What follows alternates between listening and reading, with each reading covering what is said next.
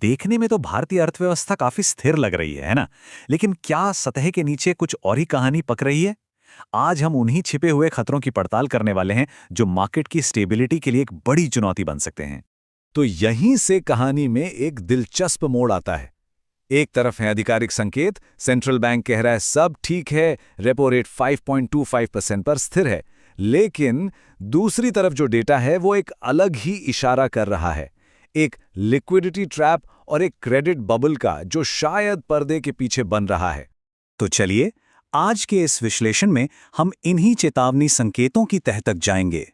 हम एक एक करके हर पहलू को देखेंगे। शुरुआत करेंगे बैंकिंग सिस्टम में नकदी की भारी कमी से, फिर बात करेंगे रिटेल क्रेडिट की, बाजार के नए नियमों की, और आखिर में देखेंगे कि बाहर की दुनिया से कौन से आर्थिक दबाव आ रहे हैं। और अंत में इन सब कड़ियों को जोड़कर देखेंगे कि असल में तस्वीर बन क्या रही है। तो सबसे पहले बात करते हैं पहले और शायद सबसे बड़े वार्निंग साइन की, बैंकिंग सिस्टम में कैश की कमी, यानी द ग्रेट लिक्विडिटी स्क्वीज। जरा सोचिए, कुछ ही समय पहले तक हमारे बैंकिंग सिस्टम में कैश की कोई कमी नहीं थी, बल्कि करीब 2.5 ट्रिलियन रुपए का सरप्लस था। मतलब बैंकों के पास खूब पैसा था। और फिर अचानक सब कुछ बदल गया। देखते ही देखते ये सरप्लस 659 बिलियन रुपीस के घाटे में तब्दील हो गया।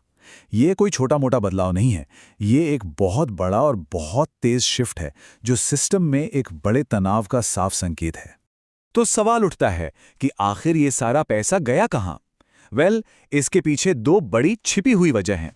पहली, विदेशी निवेशकों यानी एफपीआईज ने अकेले मार्च के महीने में ही लगभग 1 लाख करोड़ रुपए बाजार से निकाल लिए।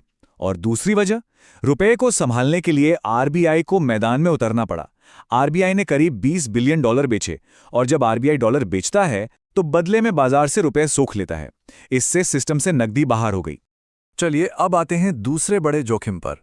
ये वो खतरा है जो हम सब के आम जीवन से जुड़ा है, रिटेल क्रेडिट यानी आम लोगों का बढ़ता कर्ज। देखिए, दिक्कत ये है कि बैंकों से कर्ज तो खूब बांटा जा रहा है, लेकिन उस रफ्तार से बैंकों में पैसा जमा नहीं हो रहा।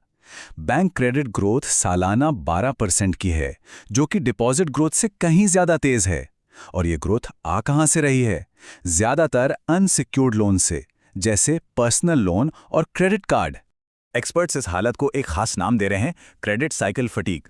अब इसका मतलब क्या है? सीधा सा मतलब है कि कर्ज लेने वाले अब थक रहे हैं। ब्याज दरें बढ़ने से उनकी कर्ज चुकाने की हिम्मत जवाब दे रही है, और इससे भविष्य में एनपीएस यानी बैड लोन्स के बढ़ने का खतरा पैदा हो गया है। अब बात करते हैं तीसरे वार्निंग साइन की, जो सीधे तौर पर शेयर मार्केट की अंदरूनी मशीनरी से जुड़ा है। यहां कुछ नए नियम आए हैं जिन्होंने बाजार में सस्ते पैसे के फ्लो पर लगाम लगा दी है। देखिए, 1 अप्रैल से आरबीआई के कुछ नए नियम लागू हुए हैं। पहला, अब ब्रोकर जो भी उधार लेंगे उसके लिए उन्हें 100% कोलैटरल यानी कोई गारंटी रखनी होगी। दूसरा, बैंक अब प्रॉप ट्रेडिंग के लिए लोन नहीं दे सकते।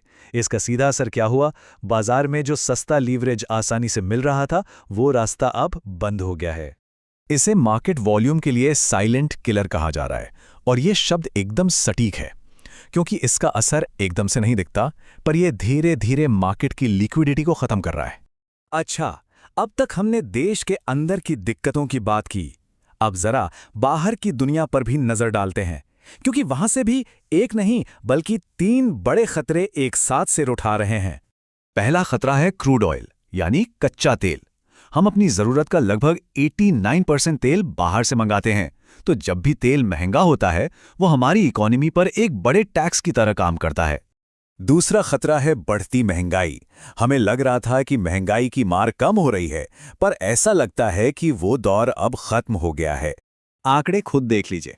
WPI इन्फ्लेशन यानी थोक महंगाई 2.13% पर एक साल के टॉप पर है, और CPI इन्फ्लेशन यानी जो महंगाई हम और आप महसूस करते हैं वो 3.21% पर 11 महीने के हाई पर है। साफ है, महंगाई वापस आ गई है। और तीसरा बाहरी खतरा वो है बढ़ती हुई बॉन्ड यील्ड्स। अब देखिए, बॉन्ड यील्ड्स को ना स्टॉक मार्केट के लिए एक तरह से ग्रेविटी या गुरुत्वाकर्षण माना जाता है। जब यील्ड्स बढ़ती हैं तो वो स्टॉक मार्केट को नीचे खींचती हैं।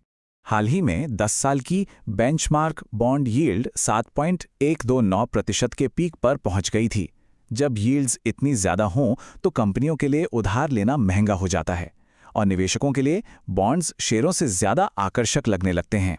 तो हमने इन 4 अलग-अलग खतरों को देखा, लेकिन असली कहानी तब समझ आती है जब हम इन सभी को एक साथ जोड़कर देखते हैं। तो पूरी कहानी का सार क्या है? ये कि ये सारी परेशानियां अलग-अलग नहीं हैं। एक तरफ सिस्टम में कैश की कमी है, दूसरी तरफ लोग कर्ज से लदे हुए हैं, तीसरी तरफ मार्केट में सस्ता पैसा आना बंद हो गया है और इन सब के ऊपर से तेल, महंगाई और बॉन्ड यील्ड्स का बाहरी दबाव भी है। जब ये सब चीजें एक साथ होती हैं तो जोखिम कई गुना बढ़ जाता है। और यहीं पर आके एक बड़ा सवाल खड़ा होता है। जब इतने सारे वार्निंग सिग्नल्स एक साथ लाल बत्ती दिखा रहे हों, तो क्या हमारा मार्केट आने वाली उथल-पुथल के लिए सच में तैयार है? ये एक ऐसा सवाल है जिसके बारे में हम सबको सोचने की जरूरत है।